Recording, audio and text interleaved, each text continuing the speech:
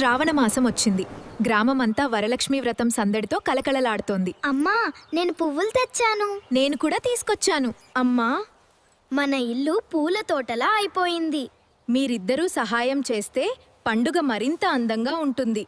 పూజకు కావాల్సిన పూలు, పండ్లు, పసుపు, కుంకుమ అన్నీ అమ్మ సిద్ధం చేసింది. అమ్మా, నేను పూలు పెడతాను. చాలా బాగా పెడుతున్నావు బంగారు. అమ్మ వరలక్ష్మి అమ్మవారిని ఎంతో భక్తితో అందంగా అలంకరించింది. అమ్మా, అమ్మవారు ఎంత అందంగా ఉన్నారు. భక్తితో పూజిస్తే మన మనసంతా ఆనందంతో నిండిపోతుంది.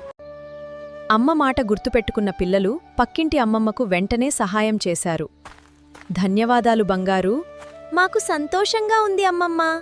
పూజ సమయం వచ్చింది. అమ్మతో కలిసి స్ట్రాబెర్రీ, బ్లూబెర్రీ భక్తిగా ప్రార్థించారు.